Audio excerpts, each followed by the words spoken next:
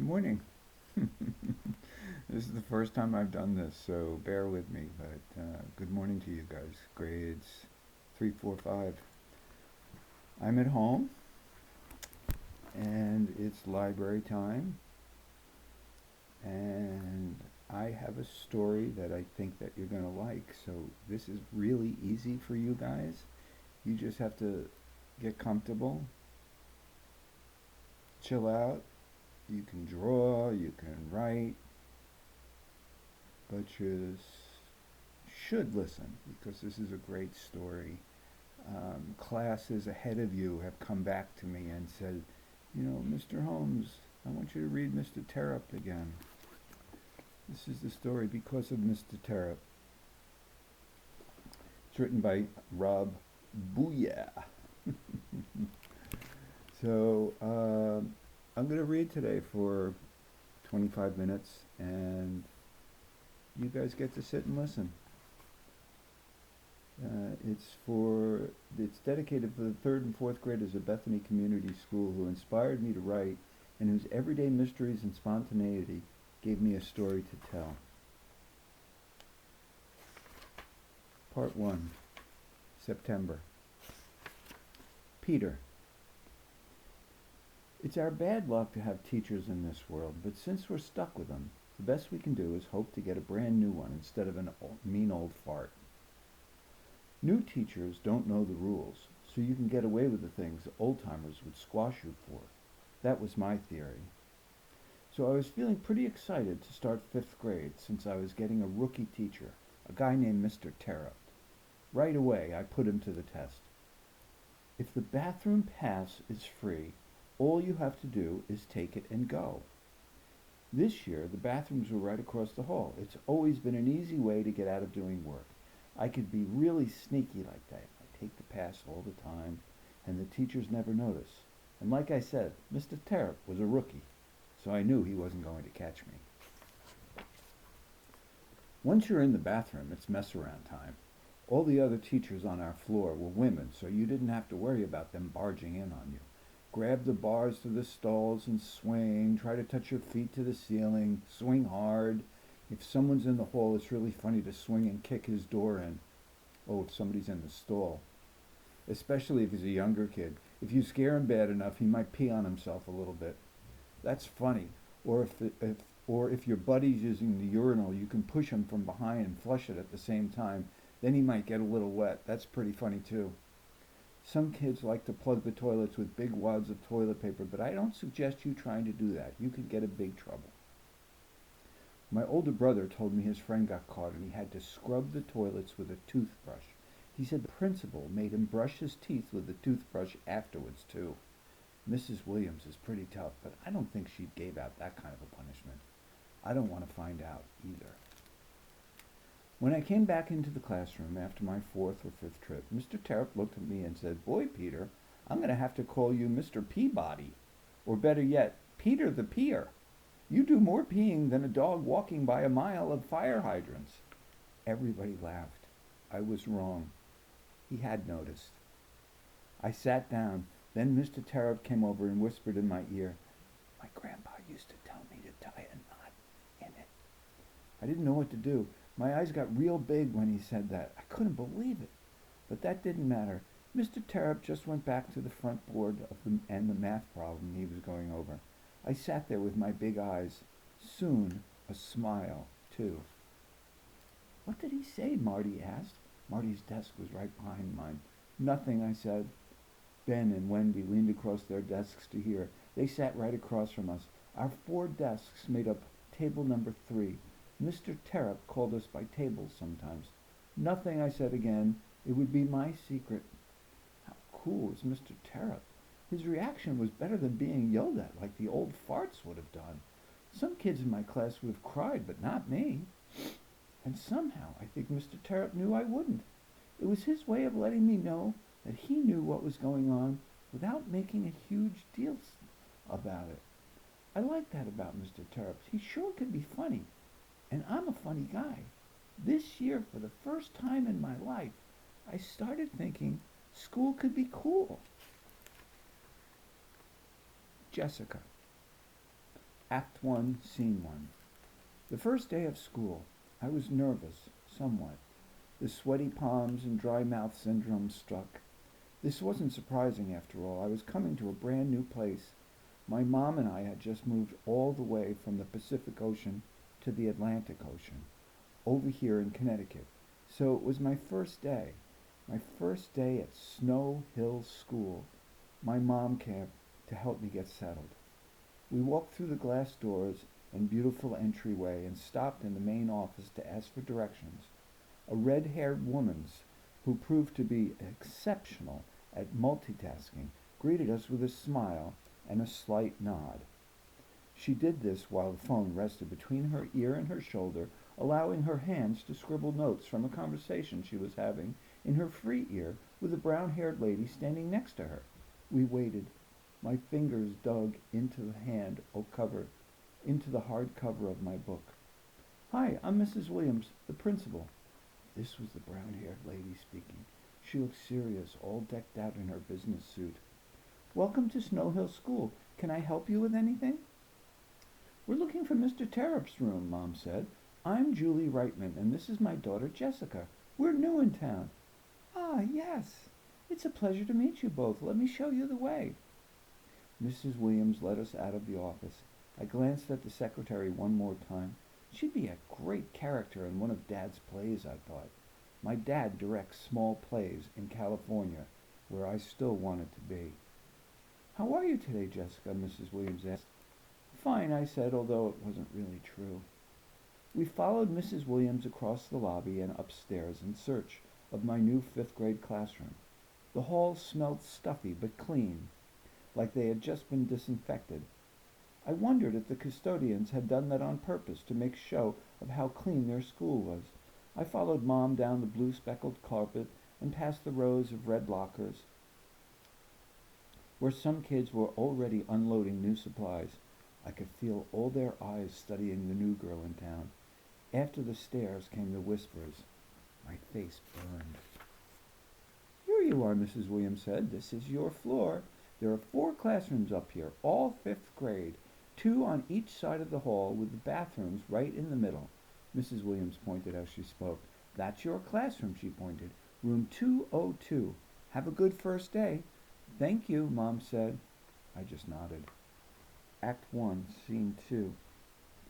We walked into the classroom. The teacher looked up from his desk and smiled at us. The butterflies in my stomach fluttered as if I was on a tilt-a-whirl. "Good morning, I'm Mr. Terupt," the teacher said as Mom and I walked in. He came right over to greet us. "Good morning," Mom said back. "I'm Julie Reitman, and this is Jessica." I think she's a little nervous being a new student. My tongue felt swollen that I couldn't talk. I settled on returning Mr. Terup's smile. It was a friendly one.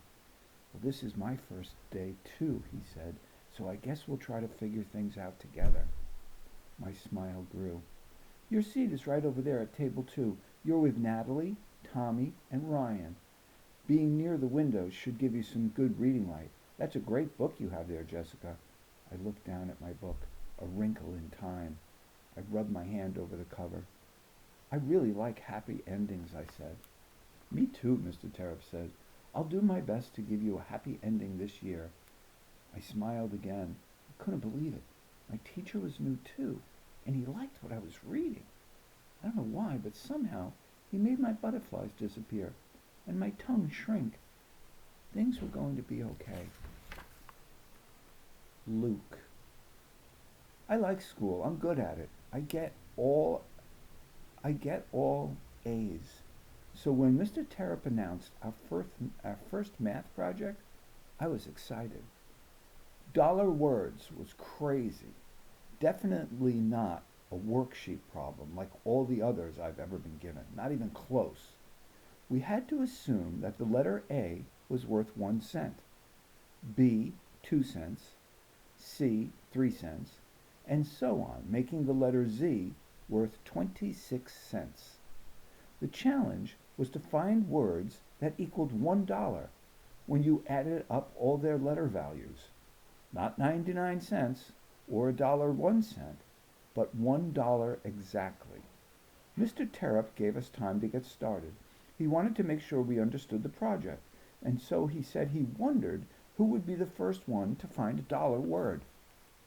I immediately made a data table of all the letters and their corresponding values, a quick reference for me. Then I started putting down any word that came to mind that had some of the bigger letters in it.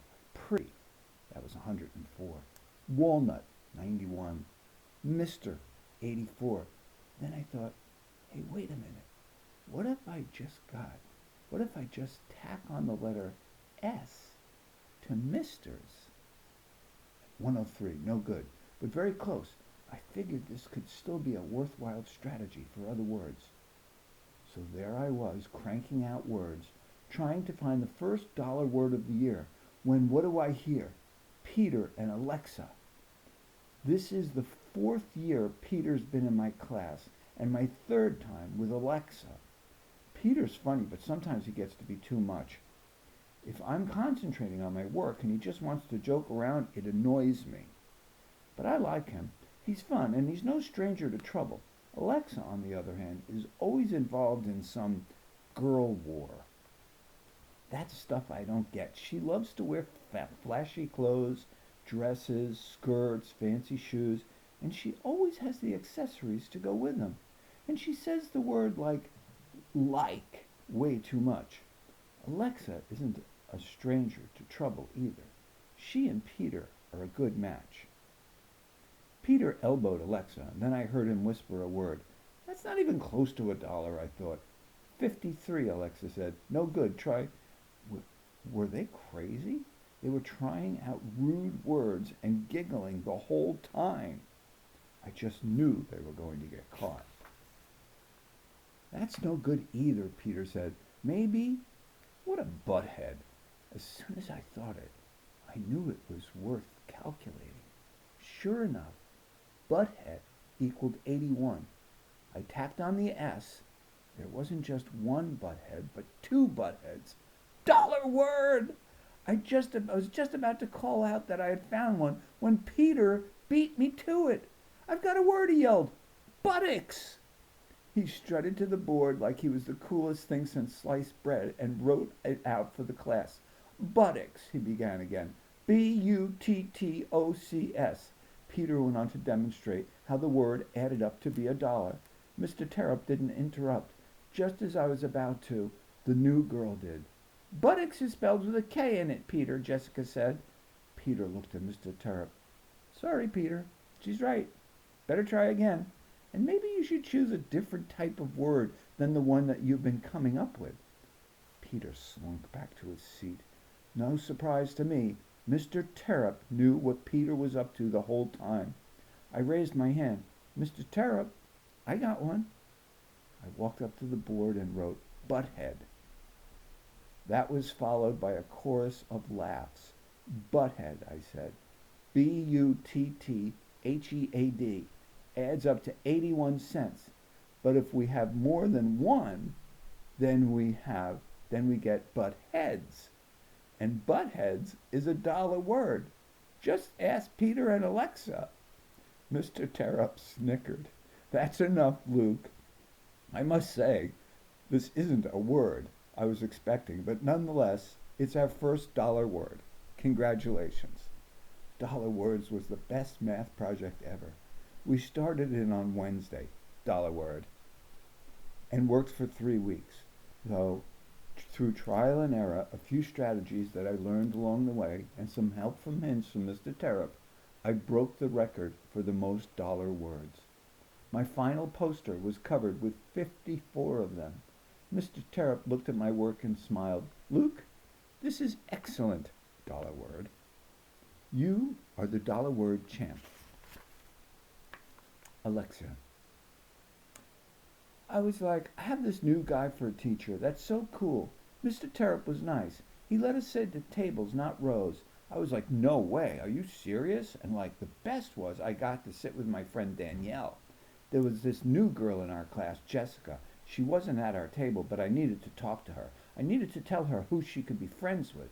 She seemed like she could be pretty cool, even though she carried a book around with her, like a teddy bear. I found her at recess. Outdoor recess is held behind the school. There's a big blacktop area with basketball hoops and hopscotch. There's playground equipment in another spot and a large field for running around and playing sports like kickball or football. That's where the gazebo is, too, by the edge of the field. I found Jessica sitting alone on the top of the gazebo. She was reading a book. I was like, what a loser. But I went up to her anyway. Hey, I said. Hi, she said back. You're Jessica, right? Yes. I blew a bubble with my gum and sat down.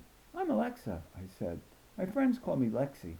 I found the compact mirror in my purse and checked my rock star purple lip gloss. Then I was like, where'd you come from? We moved from California, the new girl said. I used to live in California, too. I started playing with the stones that lay under my feet. It's always been easier for me to lie when I don't have to look at a person's eyes. We moved because, like, my dad got sick and needed the doctors here. I'm sorry, Jessica said. She started playing with the stones now, too. Listen, like, you're new here, so let me help you out a little bit. If you want, that is. And I snapped my gum. Sure, okay. I stopped playing with the stones and scooted closer to her. Want a piece of gum? No thanks, she said. Of course not, little Miss Perfect. I put the gum back in my purse. That girl, I said, pointing to Danielle across the playground. You can't miss her. She's the fat one. I laughed, but Jessica didn't. That's Danielle. Watch out for her. She's like somebody you don't want to be friends with. But don't sit with her in class. But don't you sit with her in class? I thought you were friends. I wasn't expecting this. Usually girls just listen and follow along.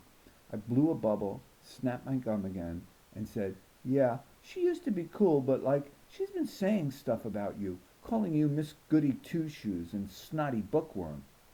Jessica seemed surprised. Oh, okay. Thanks for letting me know, she said. Don't worry, I put my arm around her. Stick with me and I'll help you out. It'll be great. Then recess ended. That's how I got the girl war started. Jeffrey. The kids in my class are all right. I have to deal with Alexa again, plus her feather boas and leopard print clothes and her stupid purse. I wonder what kind of makeup she puts on this year. She's so dumb. She thinks she's a Hollywood star or something. Then there's Luke. I don't mind him. He's just smart and serious about school. And Danielle's in my class. She's fat. And then there's Peter, a wise guy, a total smart aleck. I wanted to tell Terupt that Peter spent all his time in the bathroom because he was messing around. But Terupt figured it out. Even if he was new, he seems smart. I just don't want him trying to figure me out. I'm no good at school. School stinks. Danielle. School wasn't so great. My teacher seemed pretty nice, and he could be pretty funny too, but none of that matters when you don't have friends. Lexi had done this stuff to me before. One day she's my friend, and the next day she's not. I don't even know why. I'm not mean to her. This year was the worst, though. Things started out fine. Then one day, after recess, Lexi started ignoring me, pretending I wasn't there.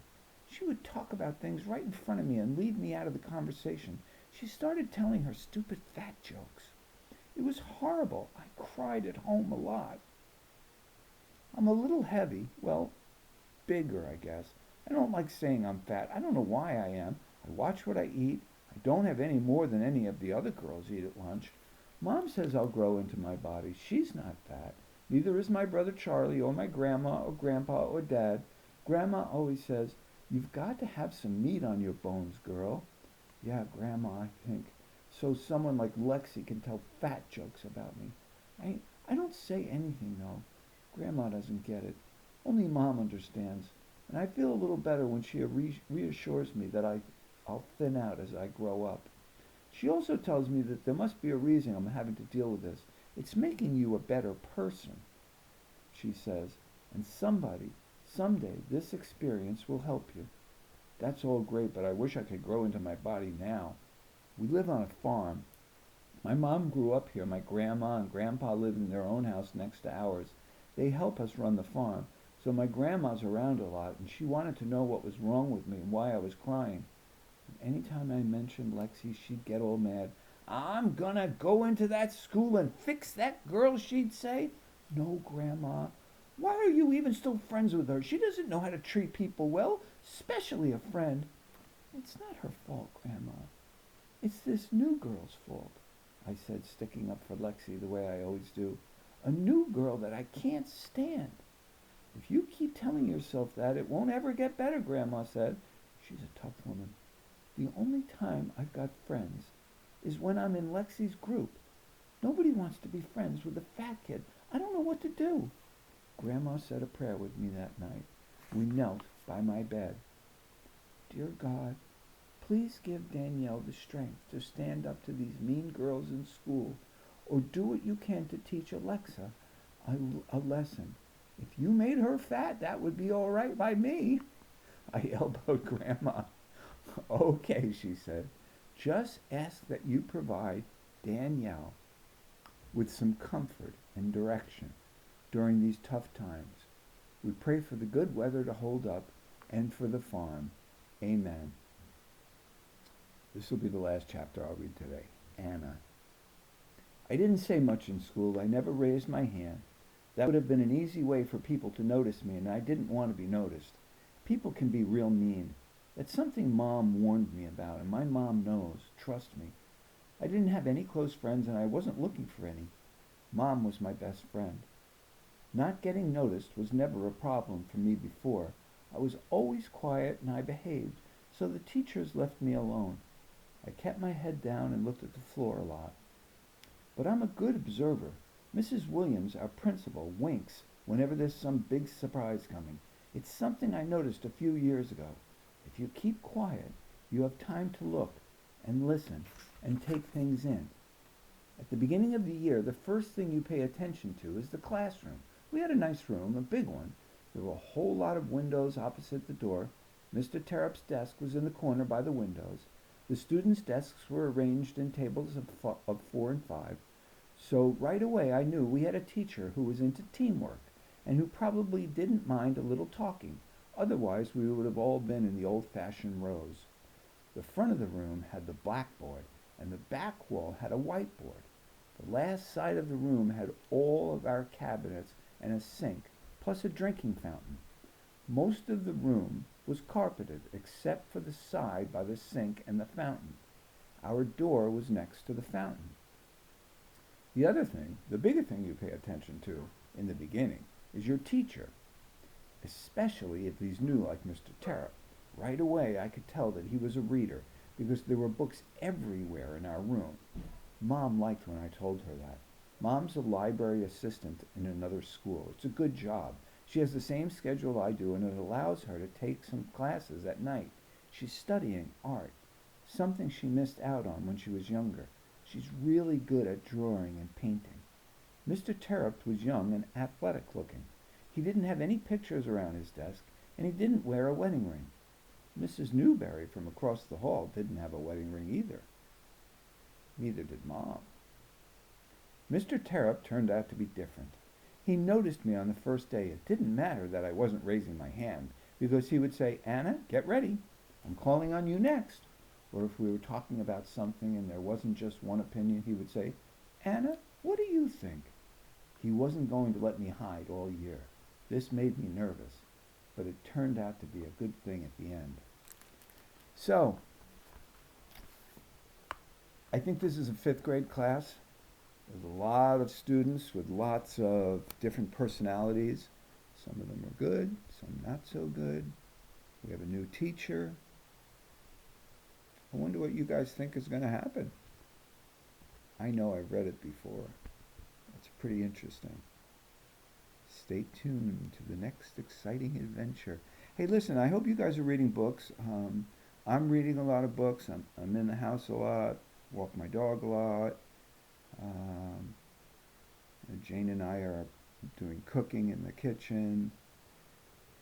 And I'm missing my students, you guys. I'm missing my grandchildren, my children. So these are interesting times. If anybody wants to email me, you can email me. And I'm going to try to post this YouTube, and this will be our class. So on Friday at 1 o'clock, I think it is, I'll post this, and you can listen. And like I said, as you're listening, you can draw pictures if you want, you can do a puzzle, but listen to the story. It's a great story. I hope you enjoy it as much as I do. Okay, see you Friday. Bye.